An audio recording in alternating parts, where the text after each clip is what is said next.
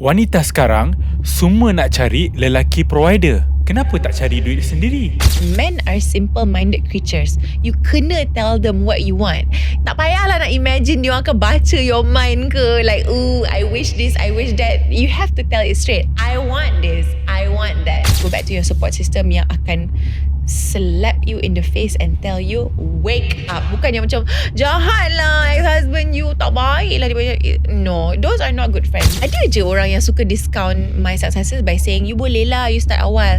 Hello, you start lah. You cuba start.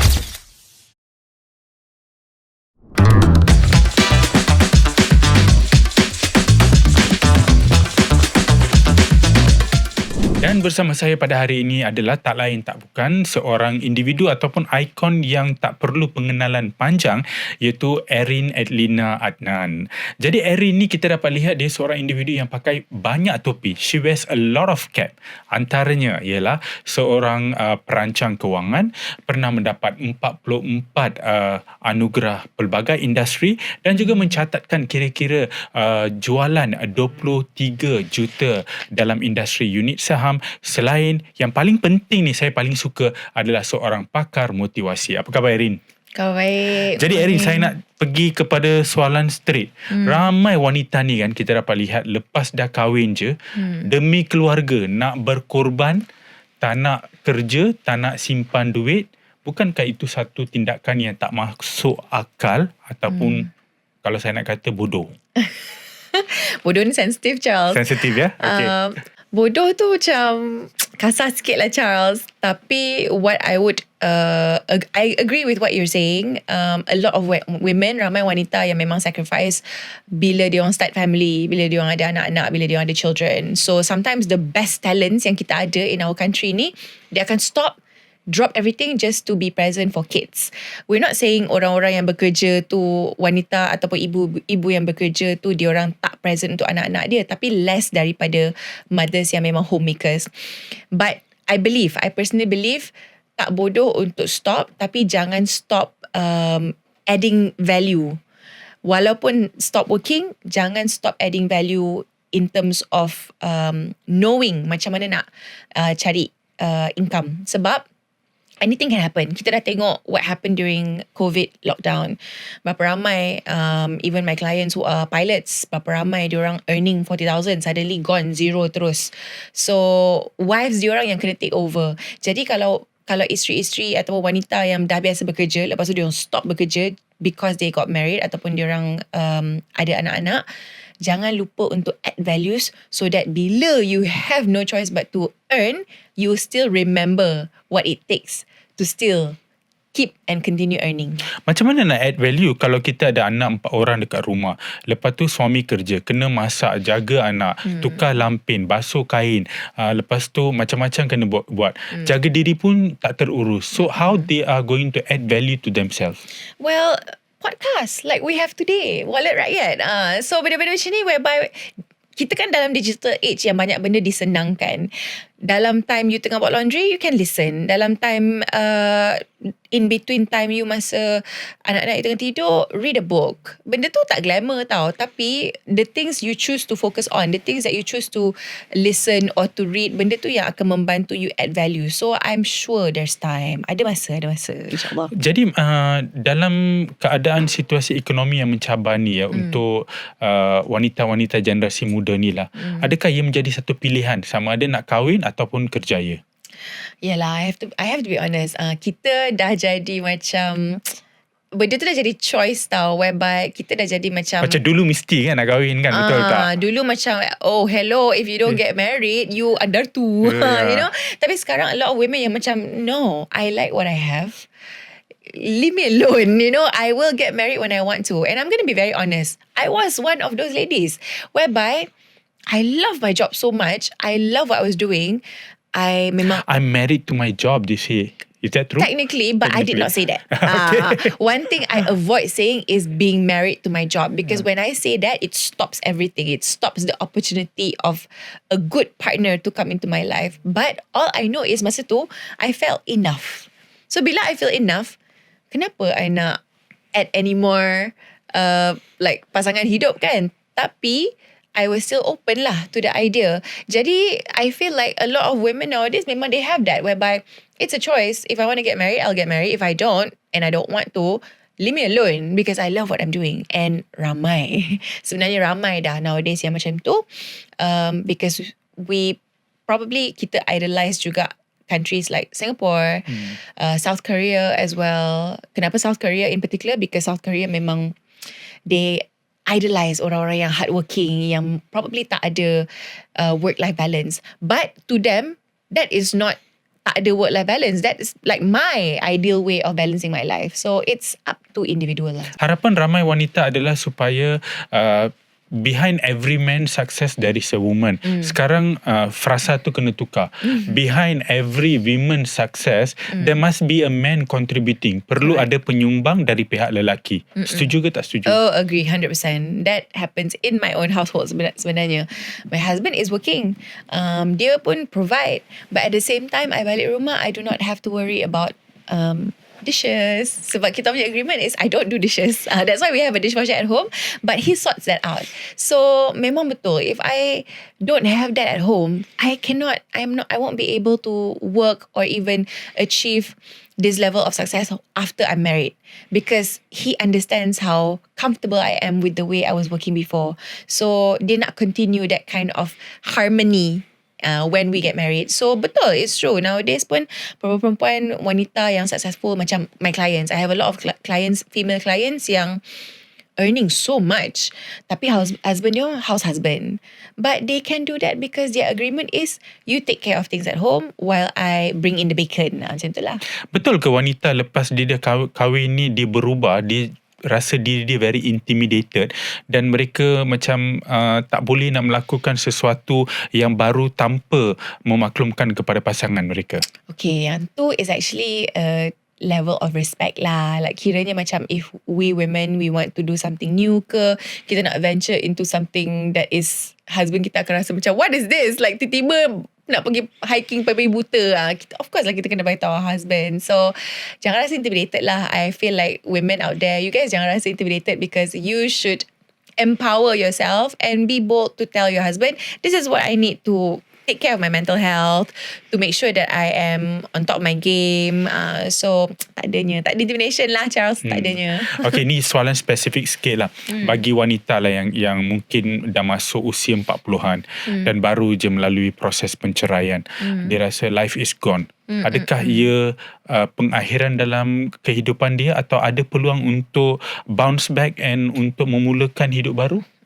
Well, as we all know lah, in Malaysia pun memang divorce rate sangat-sangat tinggi. Very, very high. And a lot of it is due to financial issues. So, untuk ladies yang went through divorce in your 40s or in your 30s, you have to remember one very important thing. When you were brought up into the world by your parents, your upbringing, semua tu mengetengahkan you as a person of value. Orang yang boleh bekerja, orang yang boleh cari income, orang yang add value to the world. So divorce is not the end of everything. Like you can still continue life after divorce, but you will go through time yang, of course lah, you will go through time yang you down, you rasa macam you're nothing, you rasa macam this is the end of the world like you mentioned just now. Tapi it's not the end of the world. You still have to feed your kids. If you have kids, you still have to feed yourself. So brush it off, get up, focus, properly manage, regulate your emotions, and cari jalan yang, okay, what's the best way for me to earn amount untuk I survive? Survival first. Then nak cakap pasal kaya ke, berjaya ke, later. Eventually, it will come. So long as you know what's the first step to survive after divorce. Tadi Irin kata bagi mereka yang mudah berjaya adalah mereka yang mungkin ada pendapatan. Tapi kebanyakan yang jatuh dalam kategori penceraian ni adalah mereka dah biasa dengan kehidupan suri rumah tangga dan pendapatan tak ada. So apa nasihat Irin kepada mereka? It's not like I mentioned just now, it's not the end of the world. You still have values. You masih ada cukup tangan, kaki, semua. Kalau semua sempurna lah. there's always ada banyak cara untuk get back on your feet, ada banyak cara untuk still find ways and find avenues untuk masih not percaya but masih survive. So I faham macam you mention, statistically pun mungkin a lot more suri rumah yang tak tahu nak start kat mana. Go back to your families. Kalau ada, go back to your families, go back to your support system yang akan slap you in the face and tell you, wake up. Wake up. Bukannya macam, jahat lah ex-husband you, tak baik lah. No, those are not good friends. Good friends are people yang akan lempang you and say, bangun, sebab kau tak ada choice sekarang ni. Engkau nak kena feed anak-anak kau. Kau nak kena feed diri kau sendiri. If you want to find energy balik untuk cari rezeki, untuk cari income, untuk bekerja, you have no choice but to get up. Itu je cara dia sebenarnya. Not to weep and sedih and feeling nak healing je. No, healing also needs money. So itulah jawapan honest I. Ingat, bagi pasangan, jangan terlalu bergantung kepada satu sama lain untuk hidup. Sebaliknya harus berdikari dan sentiasa ingat kita perlu ada plan B. Dan bagi mereka ya Erin yang rasa saya dah terlambat, wanita ni dirasa saya dah terlambat, saya tak boleh nak maju, saya tak berguna lagi. Macam mana Erin nak basuh dia orang ni supaya kau bangun sekarang? Kau boleh buat. Macam mana kita nak tweak ataupun turn them around? Terlambat ni, frasa terlambat ni bukannya terlambat because of umur, tapi terlambat sebab you tak start. Kalau you cakap macam, oh I nak buat benda tu. Kalau you cakap I nak buat benda tu dari 2017 lagi, tapi you tak buat, sekarang dah 2026 you tak buat, itu maksud dia terlambat. Sebab you had that idea that you could have done something about and you did not execute, you don't even go forward to making it happen, then it's terlambat. Because kita nampak banyak je success stories of women who are older. Kita banyak je nampak success stories of KFC punya owner tu. That is like a classic tale of it doesn't matter at what age, as long as you start and it can happen. Sebab I pun tak suka dengar orang macam, I started working very very early kan. Ada je orang yang suka discount my successes by saying, you boleh lah, you start awal. Hello, you start lah. You cuba start.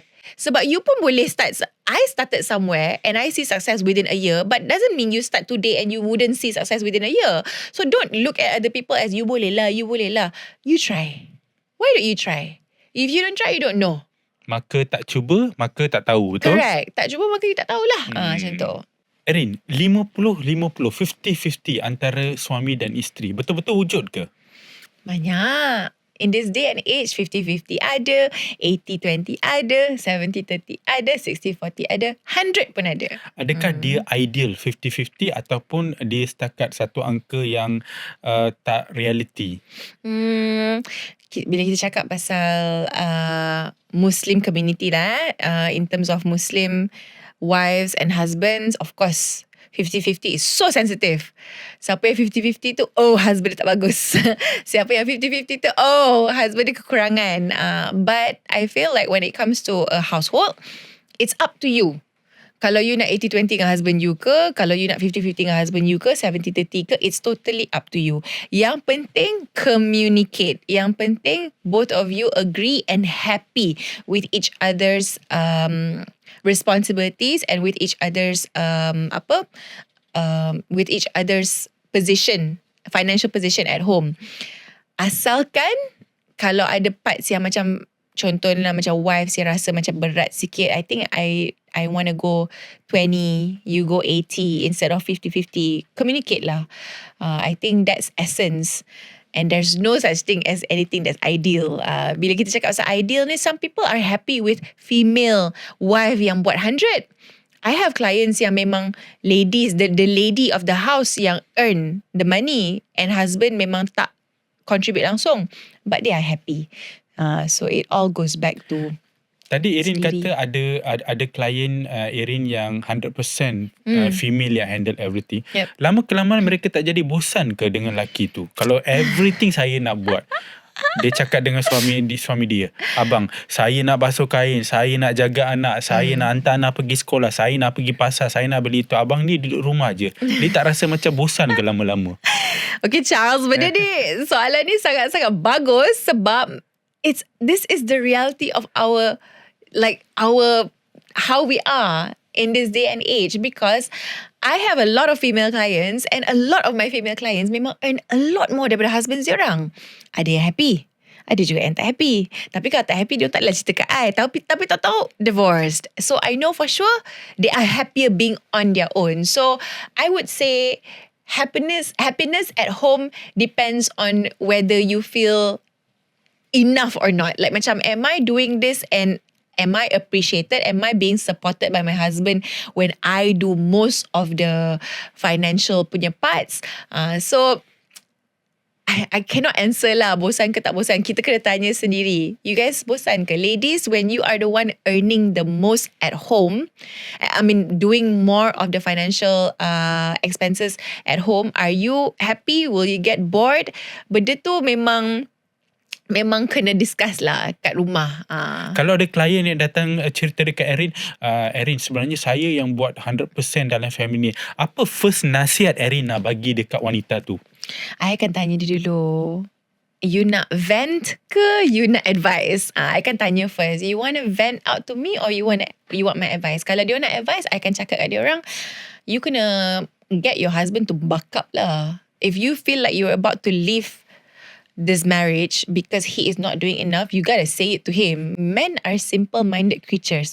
You kena tell them what you want. Tak payahlah nak imagine dia akan baca your mind ke, like, I wish this, I wish that. You have to tell it straight. I want this, I want that. Then they will move towards it. Apa-apa pun communication, kita ada je, I'm going to be very honest, ada je yang cakap, yang memang complain pasal benda tu. But complaining doesn't get you anywhere. You go back, you tell him straight apa yang you nak. Kalau you nak dia buat 2 jobs, go ahead and do 2 jobs. There are so many people. In fact, there was a trend on Threads recently yang tunjuk orang-orang yang 9 to 5 dia apa, 5 to 9 dia apa. So why not? The world is your oyster. There are a lot of things and ways to earn more. Tapi saya nak differ sikit boleh? Tadi Erin kata man ni is quite straightforward. Tapi kalau saya kata women ni complicated, macam mana? Memang women are complicated. Women banyak macam, I wish. Alah, dia tak faham pun I. Korang ni kalau korang nak apa-apa, korang kena cakap. Benda pertama yang my mom taught me after I finished school is, men are simple-minded creatures, Kak Long. You want anything, you gotta tell them. If you don't want them to do this, do that, you tell them. Tak payah nak macam hinting. Cannot. We complicate things sometimes by expecting them to know what we want. But in reality, say it as it is. Jadi Erin, bila kita cakap mengenai 50-50 ni, lagi satu soalan saya nak tanya dekat Erin ni, patutkah pasangan itu harus mendedahkan semua maklumat kewangan peribadi seseorang tu kepada pasangan mereka? Back then, before I was married, I believe in that. Tak payah, jangan cerita semua benda. Don't tell everything. Don't spill everything. But now, after being married, I tengok based on situation. I think based on situation, when it's required, you do have to reveal. Especially when it comes to, macam in my case, every single time when my income increase, I akan tambah life insurance policy. Kenapa? Sebab life insurance policy ni protect my net worth, protect my value. Kalau tahun ni value I contohnya 1 million, I have 1 million. Kalau hari ni value I 6 million, I will protect 6 million. So I kena inform my husband about it. I have to let him know that this is what I have. In case anything were to happen, I need you to know where to go to. And sama juga husband will have to say the same to the wives as well. But however, there are some cases yang your spouse are particularly not happy when you earn more than them, ataupun they're not happy when you they take advantage of you when you start earning more. Ambil kesempatan. Correct. They start to ambil kesempatan bila you start earning more, and then after that diorang pun suddenly lupa tanggungjawab diorang. Ada yang macam tu. So if that's the case, yes, you must keep. Simpan. Bukan sebab nak rahsia-rahsia, tapi more of your plan B, plan C, plan D, plan E. Berapa banyak plan you nak create after that is up to you. But masih kena tengok spouse you macam mana. Dan sebenarnya kita berbincang mengenai wanita dari pelbagai kategori ya, daripada pelbagai generasi lah. Dan ramai yang kita dapat lihat, especially yang muda ni, mereka mudah terperangkap dengan media sosial. Real life versus media social life. Bagaimana Erin melihat konsep ni? Social media, when it happened to me, when social media started existing in my life, masa tu I was in my high school. So masa tu I dah ada foundation kuat sikit lah by my parents, whereby I dibagi tahu apa yang betul, apa yang tak betul. Itu pun I sebagai budak masa tu, ada je benda yang I rasa macam, ui, benda ni best ni. And then terperangkap. Well, not terperangkap lah. I would say macam I get involved and then Ketagih. tak adalah. Minta jauh. Tak adalah ketagih. Tapi more of like macam nak explore, nak try. Okay. Ataupun rasa macam ni yang ideal sebenarnya. But untuk generasi yang baru ni kan, yang Gen Z, yang this alpha generations ni, diorang grow up dari kecil memang ada social media. So to them, they cannot see what's fantasy, what's reality. Because sometimes they look macam kids nowadays kan, bila diorang tengok YouTube, lepas tu diorang tengok all this budak-budak kecil, Mat Salleh YouTubers ni yang ada dollhouse besar. Dia rasa dollhouse besar is a norm. Padahal there are different versions of dollhouses, different prices. So dia orang akan terus pergi yang besar punya because to them this is ideal, because that girl in YouTube said that this is the one that I want. And that becomes a perangkap because the bigger it is, the more beautiful it is, the more fantasy it looks. It's not real. It's not real. Well, maybe it is probably real, but it costs more. And when it costs more, they have this impression where I need to have it regardless of how much I am earning right now and how much I have, because that's my norm. So it's the same as women. It's the same as men nowadays. Makeup used to be a good thing to have, but now it is an essential. Things like cars, fast cars ataupun sports car, it used to be a luxury, but now it becomes a norm where the moment I earn, that's the first car I have to get. It's a good thing to have goals, but you still have to ukur baju di badan sendiri, kind of like that, you know. It's better to be loose, whereby you have more income and more money than whatever you're spending, versus tight. Laporan digital 2026 yang menyatakan bahawa wanita lebih dalam social media berbanding dengan lelaki, more than 51%.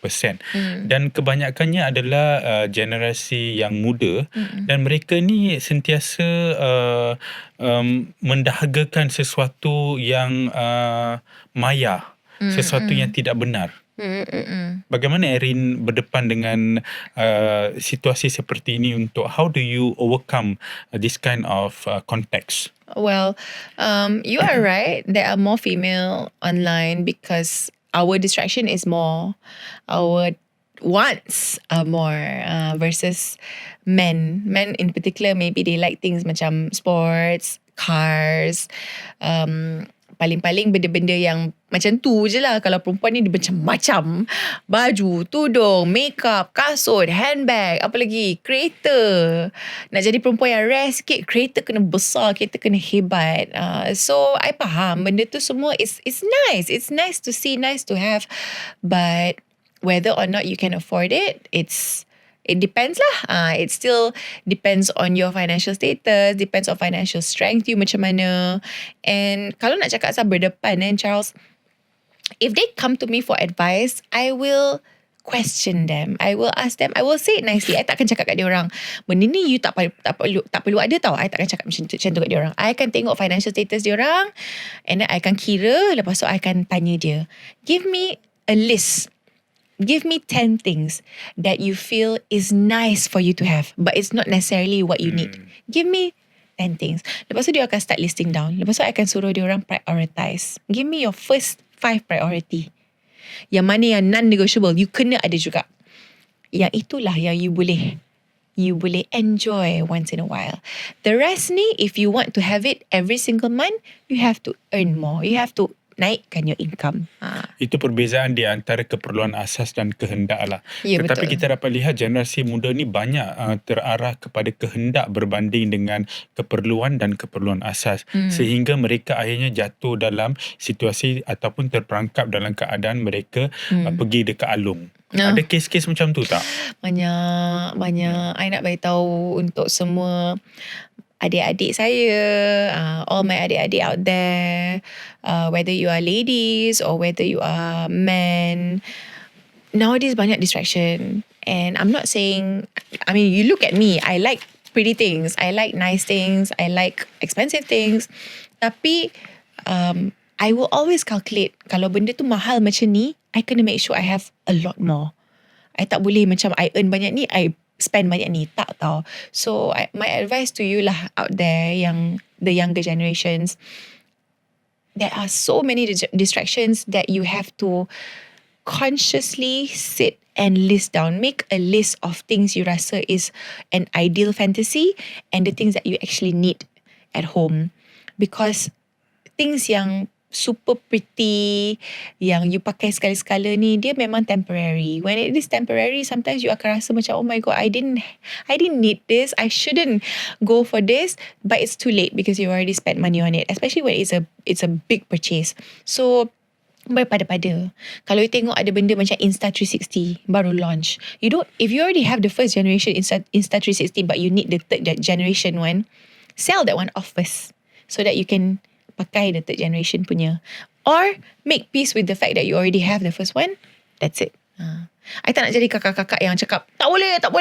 No, I know you guys like to enjoy. If I were to tell you don't enjoy, you will not listen to me. But enjoy berpada. Kalau you tahu you can earn, and you can earn with zero interest, go for the zero interest punya. Be careful with your purchases, because hidup kita panjang lagi. Hidup you panjang lagi ni. Benda temporary ni dia sekejap aja. You kena invest more on things that brings you self-value, things that protects you, benda-benda yang akan growkan your income. Benda tu you should prioritize. Betul ke wanita ni, especially generasi muda ni, mereka suka sentiasa nampak cantik, lawa dan hebat dalam social media, tapi hakikatnya mereka merana? Ramai. Sedih nak cerita, tapi ramai. I bagi tahu you about my observation of people in my industry. Mungkin boleh share real case lah yang Erin berdepan Let's ni. talk about reality. Let's talk about reality, okay? In my industry, the financial planning industry, when you start earning more, you tend to wear nicer clothes, you tend to buy better cars, you tend to buy bigger houses. But with that also comes responsibility of paying, especially when it comes to mortgage, when it comes to car punya loans, financial loans semua kan. So ada time yang some people boleh purchase the first time tapi dia orang tak boleh sustain. So I tengok ramai sangat people in my industry yang awal-awal dia orang boleh, lepas tu dia tak boleh sustain, they have to let go of the cars, dia orang kena jual kereta dia orang kena jual rumah dia orang. Sangat-sangat ramai. So it's true, we like to look good. I mean, you look at me lah, I myself, I like to look good, I like to be presentable. Tapi whether I should go to great lengths to look the part for social media or to look good for myself, that makes a difference. Because some people, they probably go to great lengths because they want to show I lah the best, top to toe designer, bold pula tu nampak. Itu their choice. But can they sustain? If they can sustain, good. If they cannot sustain, then don't. Like in my case, I probably can sustain life macam tu, tapi I prefer to have and see my 80% of my income invested into my policies, into my funds, because I nak tengok dia grow even more. So that's my interest. Tapi 20% tu I enjoy jugalah. I still buy my handbags, I still buy my shoes, but not everyone can do that. So kita masih kena ukur lah. Erin, wanita 20-26 ni masih ramai yang berada di takut lama sebab mereka rasa cinta ini adalah segala-galanya. Cinta ini adalah masa depan. Cinta ini adalah everything and anything. Comment. Maksudnya diorang mindset macam mana? Like diorang Masih ditakut lama.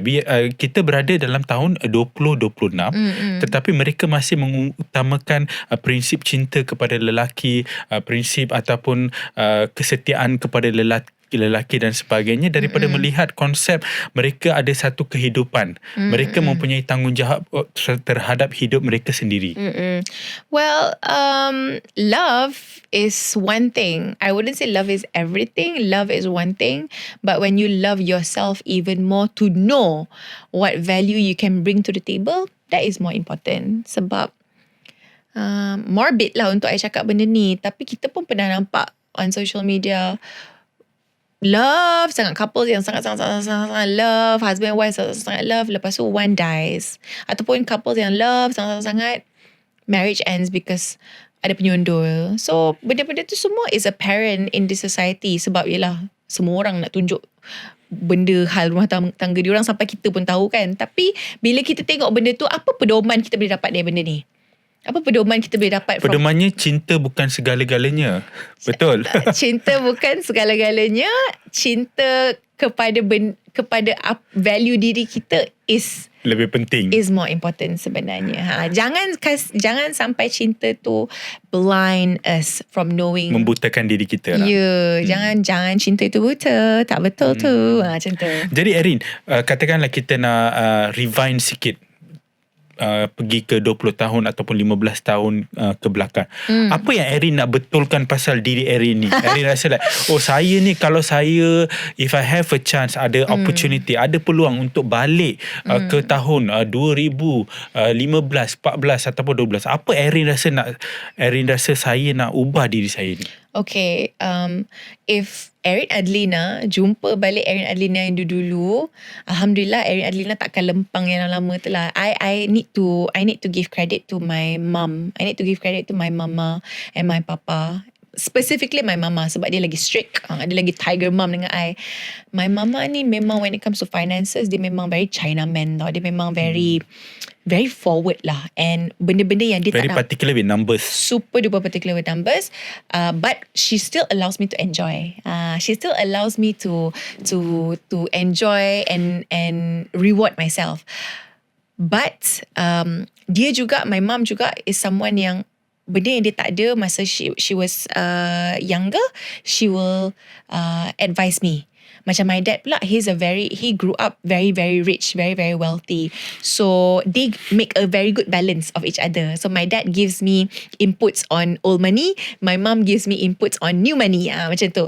So banyak sebenarnya accomplishments, achievements that I got when I was younger. My first house, more than $1 million when I was 25 years old, which a lot of people probably wouldn't be able to achieve that. And at the same time juga, kereta, dream cars dah settle 3. Mana apa-apa yang I nak, Alhamdulillah I dapat. Tapi satu benda je that I would probably advise myself ialah, dulu-dulu I would say don't rush on owning a house. When I found my first dream house that I really wanted, I terus say yes without negotiating. Just because I can pay doesn't mean I should, right? I could have negotiated, and it was actually a house. It wasn't from a developer. It was from an owner, and I could have negotiated, but I did not. So I paid that much lah. And because the joy of knowing I can spend and knowing I can pay, and also nak own rumah. Dah own ni, dah own ini, dah own itu. What's next? Rumah. I macam rush sikit tau at that point of time. I have no regrets. Tapi I would probably tell myself, relax. Because then suddenly the second house will come. Because the second house right now is my dream forever home that I have. But that also means I have 2 mortgage. And bila I kira-kira, these 2 mortgage, if I were to save either one, banyak I boleh invest. Menyesal tak? Tak menyesal. I tak menyesal. I tak menyesal. Sebab rumah tu sekarang I bagi kat my mum. So she can make it her own however she wants. So I tak menyesal. Cuma advice I untuk orang yang probably belum ada mortgage lagi, I want you guys to shop around, hati-hati, tengok location betul-betul. Make sure that location tu memang for next 20, 30, 40, 50 years, value dia akan tinggi, then you're good to go. Doesn't mean you have to sell the house, but it means that you are staying at an address yang you puas atau you puas hati. So Tapi ada juga situasi ya, bila kita dapat lihat mungkin ini mungkin datang daripada ibu bapa ataupun orang-orang tua di rumah kita yang kata kita perlu memiliki lebih daripada 1, 2 atau 3 rumah, kenderaan lebih daripada 1 atau 2. Tetapi dalam realitinya, keperluannya kita hanya perlukan satu rumah dan 1 kereta sebab kita nak gerak dan ke mana-mana, ataupun kita tinggal di satu rumah yang selesa. Well, our parents are not wrong lah. I have to admit, back then, diorang punya method of making extra money and passive income is to have rumah ni, 1 rumah, 2, 3, 4, 5, 6, 7, 8. Sebab rent. Earnings dia kuat. But in this day and age where the market is very soft, kan? Yeah. When you do Nak have... jual balik pun susah. Yes, nak jual balik is probably a lot tougher than how it was before. And we still have a lot more development coming. You tengoklah company developers yang lain bergaduh nak land because they want to set up new houses. So what happens to the older house? So benda tu lah kita kena careful. Sangat-sangat Tadi careful. kita spin ke belakang, sekarang kita cuba spin ke depan pula. Harapan dan juga sasaran Erin untuk 10 tahun atau paling dekat lah 5 tahun akan datang. For myself, Yeah. My target for the next 5 years is my goal besar sekarang ni ialah I nak fully settlekan my mortgage. Both houses I nak fully settlekan my mortgage because hari tu kan, fun fact Charles, I cerita sikit. Hari tu I buat kira-kira. I kira lah mortgage rumah I yang masa I beli when I was 25 years old tu kan. Dah berapa tahun I bayar. I dah bayar macam more than I dah bayar dalam 11 tahun lah. 11 years I dah bayar. Rumah tu daripada 1.2 million, mortgage sekarang 900,000 tau. Tapi for 11 years I dah bayar 700,000. Oh, okay. I still have 900,000 left to go for my first house. Maksudnya dia tolak baru 200 lebih ribu je. Padahal I dah bayar 700,000. Benda tu bank takkan ajar kita. I akan ajar you. I akan bagi tahu you. I'm telling you right now, you need to be very careful when you shop for your mortgage because mortgage ni is forever. Unfortunately, even though it says 35 years, it is forever because your home is forever. So you have to understand, committing to something big, you kena think about it wisely, properly. Commit to it when you are joyful is good, tapi you masih kena hati-hati. So I memang 5 tahun ni I just nak sort out, I nak financial freedom, I nak grow my agency and have more people like me who really genuinely care about the nation, about the Malaysian punya financial status, because banks don't care, financial institutions don't care. And I'm not saying because they are jahat. I'm saying they are doing business. It's only right for them to be promoting things that earns good business for them. Tapi orang macam I akan bagi tahu you straight. How to make sure that you don't just sustain but survive more than inflation. So benda-benda macam ni, I hope a lot more people like me in my agency yang sangat-sangat care and boleh glamorize financial freedom and financial planning. Akhir sekali, nasihat Erin kepada penonton-penonton podcast Wallet Rakyat pada hari ini. My advice to all of you yang watching and also listening, I nak bagi tahu you yang jangan stress pasal duit. Orang selalu cakap you boleh lah tak stress pasal duit sebab you ada duit. Tapi you have to understand, orang yang tak berapa duit, dia orang ada different level of stress. Orang yang ada duit tengah-tengah, different level of stress. Orang yang banyak duit, dia orang ada different level of stress. Kita semua ada different level of stress when it comes to money. Tapi when we stress so much about it, it will eat us up. We will lose ourselves in finding the joy of earning, in finding the joy of achieving financial freedom. So we have to take money management one step at a time. And ingat tu, buying out of joy can either make you or break you. So hati-hati with your buy now pay later punya scheme saya semua, hati-hati sangat-sangat. Kalau dia offer 0%, ada banyak discount, go for it. Tapi kalau dah start you kena pay for interest, think twice. Terima kasih Erin. Itu tadi kata-kata daripada Erin Adlina, dan sememangnya kita sebagai rakyat Malaysia harus mengambil iktibar untuk merancang kewangan kita supaya kita sentiasa peka kepada apa yang sedang berlaku di sekitar kita, dan harus kita faham bahawa untuk mencapai kejayaan kita harus berpegang kepada genggang bara api sampai jadi arang. Saya Charles Mohan, ini Wallet Rakyat. Kami bincang, kami faham. Ikuti kami di semua platform social media. Kita jumpa lagi.